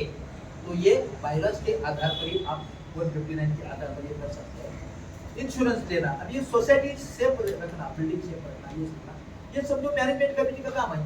इंश्योरेंस लेना क्यों लेना, अभी एक जगह पे खाने जिसमें एक जगह पे ऐसा हुआ, उधर आपस में लड़ाई झगड़े, पुरानी सोसाइटी, काय के लिए एक्सपेंडिचर बढ़ाना, क्या इंश्योरेंस लेने की जरूरत है, नहीं इंश्योरेंस लेने, नहीं इंश्योरेंस लेने का, ठीक है आप लोग बोलते हैं, मेजोरिटी लोग बोल रहे हैं क्या इंश्योरेंस लेने का, क्या फालतू पैसा खर्च करने का। अरे लेकिन बायलॉज में है ना, कुछ अगर फ्यूचर में हुआ तो क्या करेंगे, कोई आपत्ति हमें पूछ कर तो नहीं आएगी, नहीं आनी चाहिए, इसके लिए है। और ये चेयरमैन कहता है इसके लिए मत ले लो, सेक्रेटरी कहता है इसके लिए मत ले लो। आपको अगर लगता है कि इसमें भी चेयरमैन कमीशन आता है, ऐसे अगर शब्द आपको लगता है, हो सकता है, लेकिन ये बायलॉज कहता है चाहिए तो आप आपका इंश्योरेंस वाला लेके आओ और उसकी इंश्योरेंस ले लो, लेकिन ले लो। तो बायलॉज नंबर 160 कहता है। तो इसी टाइप में ये अलग अलग इसमें ये आ जाते हैं। 160 में इतना ही नहीं, आपके बिल्डिंग के लिए अकस्मात कोई दुर्घटना हो जाए, आकस्मिक, तो इसके लिए हमारे पास क्या क्या होना चाहिए, प्लानिंग कुछ हमारे पास होना चाहिए कि नहीं होना चाहिए, इसके बारे में भी आपको गाइडेंस बायलॉज नंबर 160 ये देता है। इसके साथ साथ में बायलॉज नंबर 161, अभी समझो ये आपकी गार्डन है, गार्डन है तो गार्डन बैठने के लिए अच्छा है, लेकिन कभी कभी क्या होता है, गार्डन में लोग जाते हैं, इसको तोड़ दो उसको तोड़ दो, तो मतलब इसके ऊपर कुछ रेस्ट्रिक्शंस, कुछ नियम है क्या नहीं, तो मैनेजमेंट कमेटी इसके लिए भी बायलॉज का आधार ले सकती है। बायलॉज नंबर 161 इसके लिए आपको गाइडलाइन दे देता है। इतना ही नहीं, अभी समझो ये सोसाइटी, ये ओपन स्पेस है, ये ओपन स्पेस में लोग बच्चे लोग क्रिकेट खेलना चाहते हैं, ठीक है क्रिकेट खेलना है, अपने बच्चे क्रिकेट खेल सकते हैं, लेकिन उनके लिए भी कुछ रिस्ट्रिक्शंस होना चाहिए, उनके लिए कुछ हो सके तो उनका एक समय निश्चित कर सकते हैं मैनेजमेंट कमेटी। क्यों, अभी समझो आप लोग इधर बैठे हैं, हम लोग कोई सिटीजन इधर बैठे हैं, शाम के टाइम में लोग बच्चे लोग क्रिकेट खेल रहे हैं, इधर से बॉल मारते हैं, बॉल फैट करके गिर रहे हैं, ऐसी कुछ दुर्घटना हो गई, पुलिस स्टेशन तक केस चली गई, पुलिस स्टेशन तक केस चले जाने के बाद पुलिस वाले आएंगे तो पहले चेयरमैन सेक्रेटरी को उठाएंगे, बोले यार मेरा तो कुछ उसमें अपराध आई है, लेकिन तुम चेयरमैन सेक्रेटरी है ना, आप क्या करते थे, इतना सिखाएंगे कि आप लोग बोलेंगे क्या गलती किया मैंने, ऐसा महापाप किया था मैंने, ये चेयरमैन सेक्रेटरी, ऐसा हो जाता है ना। उनको क्या है, उनको बाकी लोगों से कुछ मिलने वाला नहीं, जितना हो सके उतना चेयरमैन सेक्रेटरी को तकलीफ दे दो तो कुछ मतलब ये ऐसे प्रॉब्लम नहीं आना चाहिए, इसके बारे में भी आपको ये गाइडलाइंस आपको मिलेगी। तो मतलब इसके बारे में क्या है, बायलॉ नंबर 162 162 टू 171 तक आप इसके लिए जा सकते हैं। ये छोटी छोटी बातें समझो। अभी नोटिस के बारे में, हमें नोटिस मिला है, नोटिस कैसे देना चाहिए। पहले एक जमाना कैसा था, एक जमाना ऐसा था कि नोटिस हमने नोटिस बोर्ड के ऊपर लगाई है, जिसको आने का है वो देखेंगे, नहीं देखा तो नहीं देखा, तेरी जिम्मेदारी।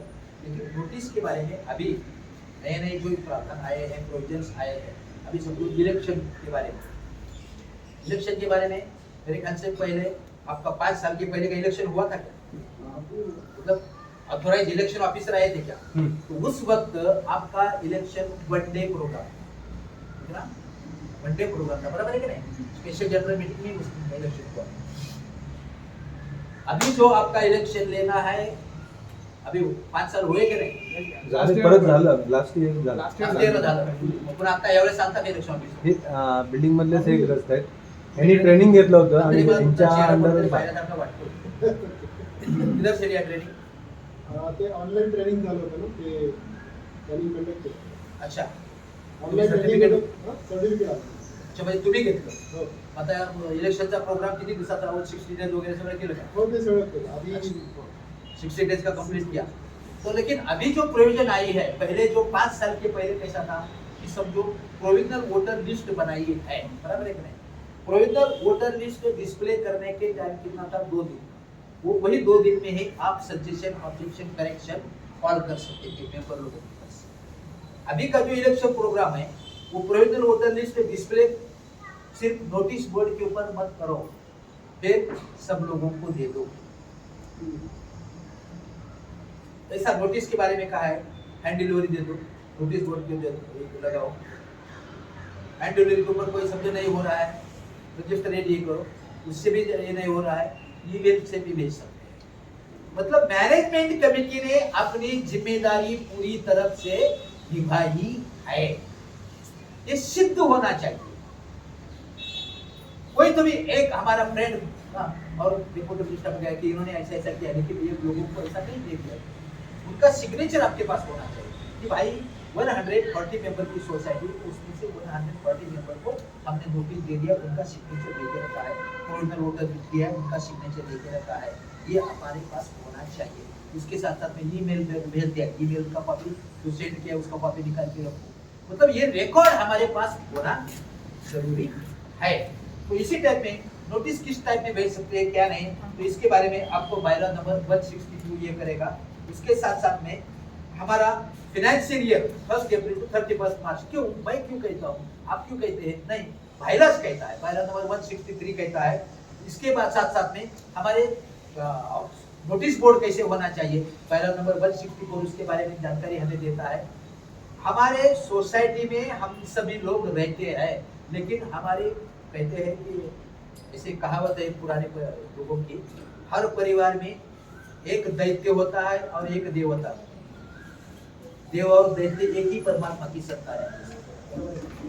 तो ऐसे सोसाइटी में भी एक दूसरे दैत्य रहेंगे, लेकिन ऐसा रहने के बाद वो लोगों की तरफ से कोऑपरेशन नहीं मिलता है और बार बार हमेशा कानून का, बायलॉज का क्या करते हैं, उल्लंघन करते हैं, पालन करते नहीं और हमेशा तकलीफ देने की कोशिश करते हैं।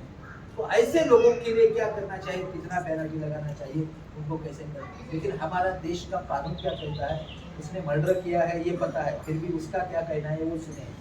तो पहले तो आपको पूछा जाएगा, आपने उनको नोटिस दिया था, सोशल नोटिस दिया था क्या, कितना पेनल्टी दिया था, उनके पास उनका क्लेरिफिकेशन कुछ आया है क्या, वो आपने मीटिंग में डिसीजन लिया है क्या, मीटिंग में क्या डिसीजन लिया है, उसका मिनट्स बनाया है क्या, क्या। तो ऐसे डिटेल एक छोटी मोटी जो बातें हैं, तो उसके बारे में भी आपको बायलॉ नंबर 165 में आपको ये गाइडेंस मिलेगा। एक्चुअली ऐसा समय, ऐसे नौबत ऐसी सोसाइटी में कोई नहीं आना चाहिए। एक भी आदमी अगर सब उसकी वजह से सोसाइटी का वातावरण खराब हो जाता है, बिगड़ता है, और आपस में उससे ज्यादा अगर ग्रुप बन गए, 2 ग्रुप बन गए, तो 2 ग्रुप बनने के बाद में क्या होता है, जेंट्स लोगों का ये ग्रुप, लेडीज लोगों का ये ग्रुप, बच्चे लोगों का ये ग्रुप, कुछ पूजा फंक्शन रहेंगे तो फंक्शन में भी फिर वही हालत शुरू हो जाती है। एक्चुअली वसंत विहार में सभी अच्छे लोग रहते हैं, ऐसी हमारी धारणा है। मैं हमेशा वसंत विहार के लोगों को हमेशा सैल्यूट करता हूँ। बहुत मतलब अच्छे एरिया है और वसंत विहार के बारे में मैं हमेशा कॉलर टाइट करके बोलता हूँ, बस वसंत विहार का एरिया अच्छा है।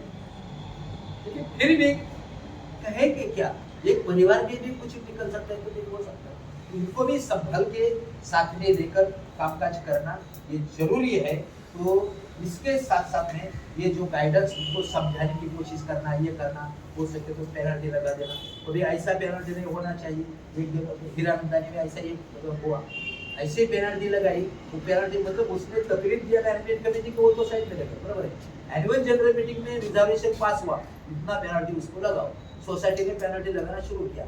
एनुअल जनरल मीटिंग सुप्रीम है, लेकिन एक्ट को और बायलॉज को क्रॉस नहीं। एनुअल जनरल मीटिंग सुप्रीम है, लेकिन एक्ट को क्रॉस नहीं कर सकती। एनुअल जनरल मीटिंग ने डिसाइड किया भारत के कानून में नहीं करने का, हम पाकिस्तान के कानून मानेंगे, चलेगा?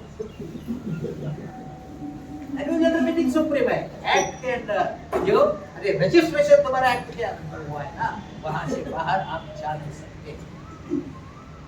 लक्ष्मण रेखा है वो, वहां से आप बाहर नहीं जा सकते। उन्होंने ऐसा ही किया था, वो केस सामने वाले ने डायरेक्ट कोऑपरेटिव कोर्ट में केस, तो फिर वो चेयरमैन सेक्रेटरी मेरे पास ऐसे ऐसे बोला क्या डिटेल ऐसे बोलते एनुअल जनरल मीटिंग के देखो इतने लोग अटेंड है, इनकी इतनी सिग्नेचर है, ये रिजर्वेशन पास है। मैंने बोला ये सब कुछ आपको तकलीफ में आएगा, क्यों?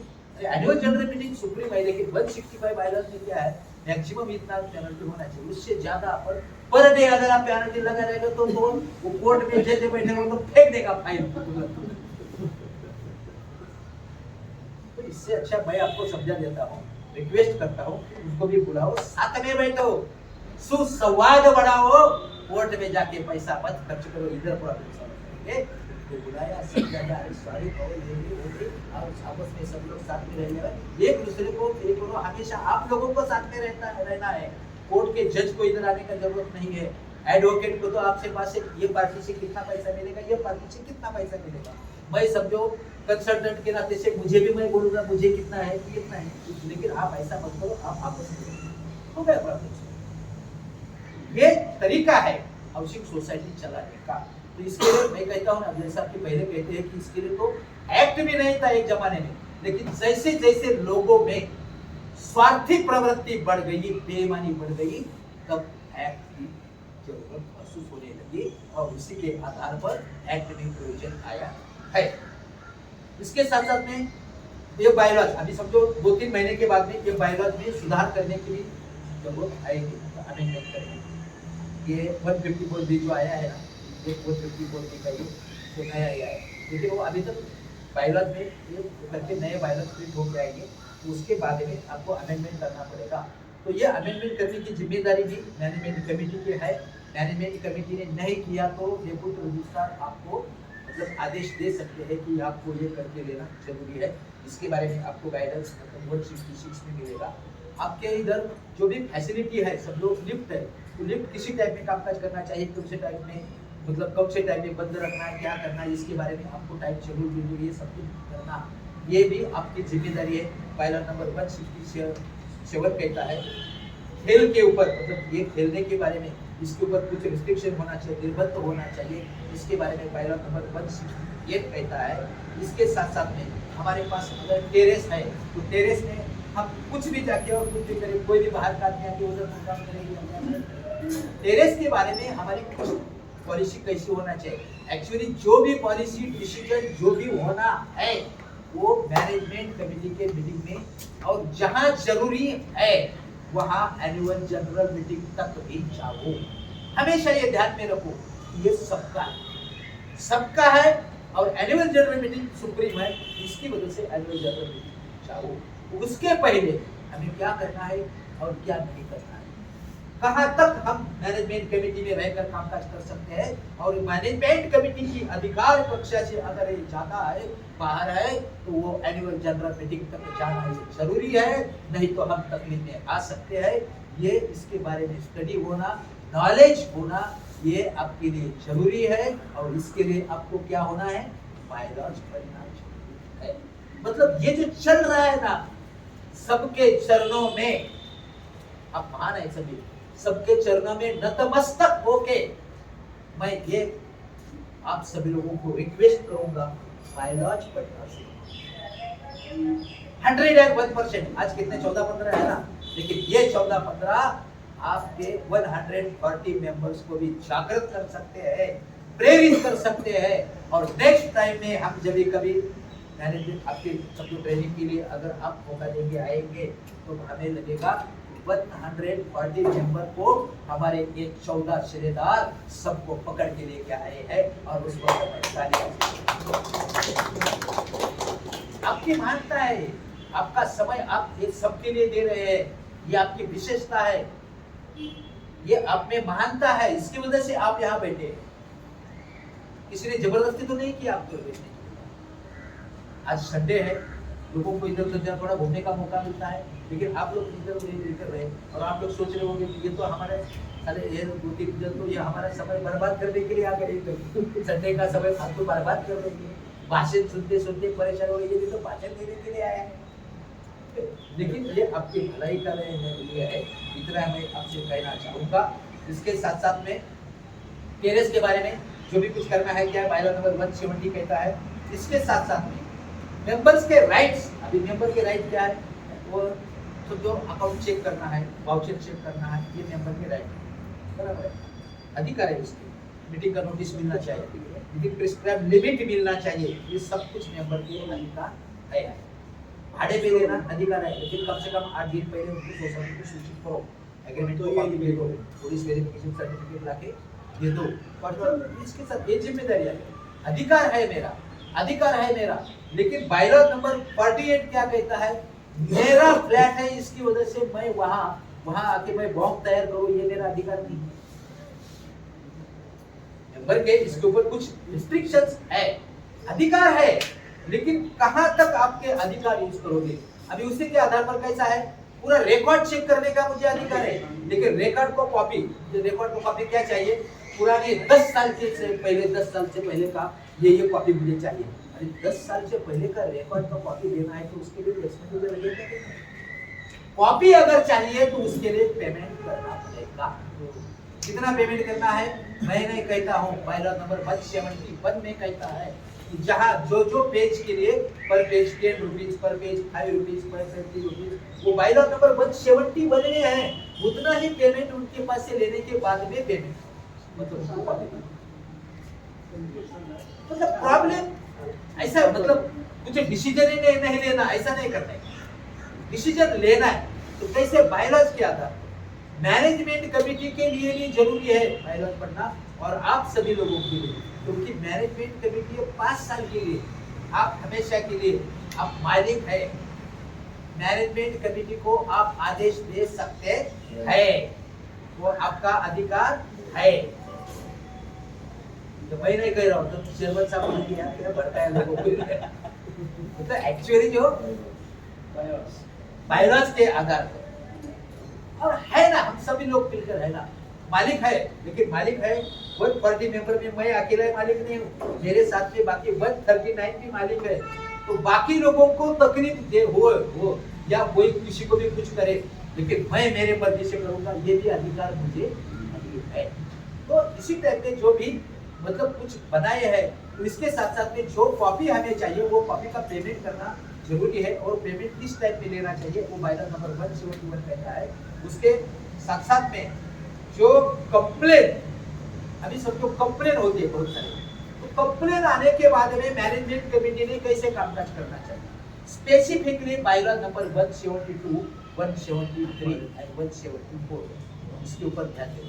कंप्लेन आने के बाद में कोई भी कंप्लेन आएगा, कोई बोले ले आके हमें कुछ भी बोल रहा है, उनको रिक्वेस्ट करो भाई जो भी कुछ ये करना है आप राइटिंग में दो। राइटिंग में आने के बाद में आपके पास अगर वो कंप्लेन राइटिंग में उसके साथ में कुछ रिक्वायर्ड डॉक्यूमेंट्स नहीं है और उसके बारे में आप डिसीजन नहीं ले सकते, तो आप इमीडिएट उनको राइटिंग में दे दो कि भाई ऐसे ऐसे डॉक्यूमेंट्स इसके साथ में और दे दो, तो जरा हमें डिसीजन लेने में मतलब सुलभ हो जाएगा। तो ऐसे उनको समझाओ। कंप्लेन आने के बाद में कितना दिन में आपको इसके ऊपर डिसीजन लेना चाहिए। मतलब आने वाली मैनेजमेंट कमेटी वो मीटिंग में ले लो, मीटिंग में डिसीजन आने होने के बाद में ज्यादा से ज्यादा जिम्मेदारी सेक्रेटरी के ऊपर है, ज्यादा से ज्यादा जिम्मेदारी सेक्रेटरी के ऊपर। अकाउंट कंप्लीट करके सेपरेट ये करो सेक्रेटरी, ये किसी के फ्लैट में क्या हो रहा है सेक्रेटरी, मतलब ये कुछ ज्यादा से ज्यादा जिम्मेदारी सेक्रेटरी। लेकिन सेक्रेटरी की जिम्मेदारी है, सेक्रेटरी अच्छा कामकाज कर रहा है, लेकिन सेक्रेटरी ने हमेशा ध्यान में रखना मैनेजमेंट कमेटी में होने के बाद में ही उसके आगे का कदम उठाना, उसके पहले नहीं लेना। तो इसके बारे में ये कंप्लेंट के बारे में बायलॉ नंबर 172 173 ये कहता है। 174 में क्या है, कंप्लेंट में आपस में लड़ाई झगड़े जो होते हैं ना, कंप्लेंट कहां सॉल्व हो सकती है। कोई ऐसा प्रॉब्लम है कि म्युनिसिपल कॉर्पोरेशन में जाने के सिवाय, थाने म्युनिसिपल कॉर्पोरेशन के जाने के सिवाय हमारा प्रॉब्लम सॉल्व नहीं होगा, तो फिर मैनेजमेंट कमेटी को गालियां देके क्या फायदा। तो इसके लिए जब वो मैनेजमेंट कमेटी के पास आए, लेकिन मैनेजमेंट कमेटी उनको एकदम निगलेक्ट नहीं कर सकती। मैनेजमेंट कमेटी उनको समझा सकती है कि जो आपका या हम सब लोगों का सोसाइटी का जो प्रॉब्लम है वो थाने म्युनिसिपल कॉर्पोरेशन से रिलेटेड है, जिसकी वजह से हमें थाने म्युनिसिपल कॉर्पोरेशन करस्पॉन्डेंस करना चाहिए उनके साथ। हम आपस में लड़ाई झगड़ा करके कुछ फायदा नहीं है। तो जब भी उनको हम समझाएंगे, सामान्य मेंबर जो है तो उनको इतना नॉलेज नहीं होगा, उनको हम समझाएंगे तभी वो मानेंगे। जो प्रॉब्लम म्युनिसिपल कॉर्पोरेशन से रिलेटेड है म्युनिसिपल कॉर्पोरेशन जाना चाहिए, जो प्रॉब्लम एमएससीबी से रिलेटेड है उधर जाना चाहिए, जो प्रॉब्लम पुलिस स्टेशन से रिलेटेड है पुलिस स्टेशन में जाना चाहिए, जो प्रॉब्लम डेप्यूटी रजिस्ट्रार ऑफिस से निगडित है वहां ही जाना चाहिए, जो प्रॉब्लम कोऑपरेटिव कोर्ट से निगडित है कोऑपरेटिव कोर्ट में ही जाना चाहिए, जो प्रॉब्लम सिविल कोर्ट से निगडित है सिविल कोर्ट में ही जाना चाहिए, जो प्रॉब्लम मैनेजमेंट कमेटी से निगडित है, लेकिन हमारे कुछ ऐसे दोस्त है कि डायरेक्ट चीफ मिनिस्टर पोर्टल के ऊपर कंप्लेंट उधर करते। मैनेजमेंट कमेटी प्रॉब्लम सॉल्व कर सकती है, लेकिन कंप्लेंट गए चीफ मिनिस्टर के पास, सीएम ऑफिस। सीएम ऑफिस से कोऑपरेटिव सेक्रेटरी वो सबका रिमांड मारते किधर से महाराष्ट्र का किधर है थाना डीडीआर के पास थाने सिटी में आया, सिटी के पास फिर किसका टेबल कौन सा है, ये एरिया का टेबल इनके पास है, वो एरिया का टेबल वो ओएस के पास बाद में एक अधिकारी के पास एक क्लर्क के पास आया, फिर उधर से ढूंढ रहे ये सोसाइटी उनका प्रॉब्लम ये करेगा। ऐसा भी हो जाता है, इससे समय बर्बाद हो जाता है। अगर मैनेजमेंट कमेटी भी सॉल्व होने वाला है तो पहले मैनेजमेंट कमेटी के पास जाओ। चीफ मिनिस्टर सॉल्व नहीं कर सकते थे क्या? चीफ मिनिस्टर भी यहाँ से ही रिपोर्ट मांगते हैं कि इसके बारे में आपने क्या किया और इसके आज की सिचुएशन क्या है, इसके बारे में रिपोर्ट सबमिट करें। तो ये मैनेजमेंट कमेटी में अगर सॉल्व होता है मैनेजमेंट कमेटी ये करे, मैनेजमेंट कमेटी का डिसीजन हमें मंजूर नहीं है तो हम कहाँ जा सकते हैं, एनुअल जनरल मीटिंग में जाए। एनुअल जनरल मीटिंग के डिसीजन से हम सेटिस्फाइड नहीं है तो कहाँ जाए, डेप्यूटी रजिस्ट्रार सिटी के पास जाए, वहां का डिसीजन से हम सेटिस्फाइड नहीं है कहाँ जाए, डिस्ट्रिक्ट डेप्यूटी रजिस्ट्रार के पास जाए, वहां के डिसीजन से हम सेटिस्फाइड नहीं है तो कहाँ जाए, divisional joint registrar Belapur Konkan Bhavan वहां जाए, वो पूरा कोकण एरिया के लिए है, वहां से भी हम सेटिस्फाइड नहीं है कहाँ जाए, चलो कमिश्नर के पास पुणे में वहां से सेटिस्फाइड नहीं है कहाँ जाए, चलो कोऑपरेटिव सेक्रेटरी के पास, स्टेट में मिनिस्टर कोऑपरेशन और कैबिनेट मिनिस्टर कोऑपरेशन है हमारे एक दोस्त इधर घोड़बंदर रोड पे, वो मिनिस्टर तक वहां तक गए, लेकिन बाद में इतना सब घूम के आए बरोबर है, ठंडे हो गए। क्या करें, मैंने बोला इनको ये ज्यादा कंप्लेन कर रहा है, इनको सेक्रेटरी बना दो। सेक्रेटरी बनाने के बाद में सभी कंप्लेन खत्म हो गए, इनको सेक्रेटरी बना दो, सब सोसाइटी शांति के लिए ले लेगी, कुछ टेंशन बना दे सेक्रेटरी, फर्स्ट क्लास चल रही सोसाइटी, कंप्लेन उधर भी नहीं, ऑफिस भी बहुत ठंडा है। तो मतलब किस टाइप में कामकाज करना चाहिए ये आपको बायलॉज और इससे बहुत ज्यादा महत्वपूर्ण पॉइंट आहे. योगा ग्रुप पुरा तिथे काय चहा वगैरे घ्यायचं का तुम्हाला? घेऊया का छोटा ब्रेक तुमच्यासाठी आमचं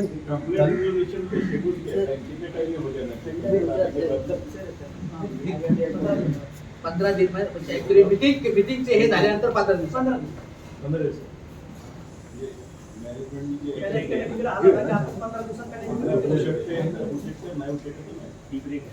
जे काय असेल ते तुम्ही त्यांना पुढे रेफर करून किंवा वेगळ्या डिपार्टमेंटला रेफर करायचं तर ते 15 दिवसात रिप्लाय दिला पाहिजे. 15 दिवसात आपण फक्त रिप्लाय द्यायचा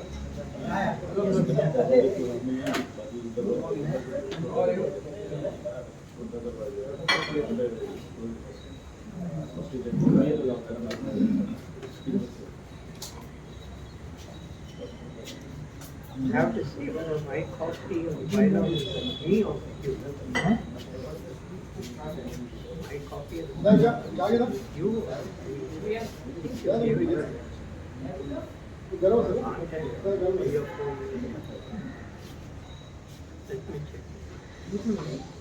सर्वांचं प्रोत्साहन करते.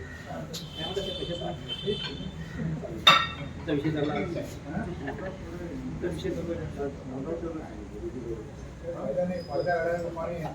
Very good presenter.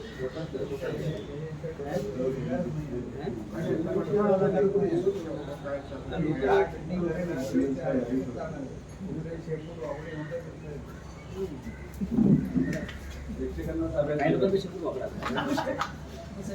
I, इंटरेस्टच नाही वाटला काय सांगतो शिकण्यामध्ये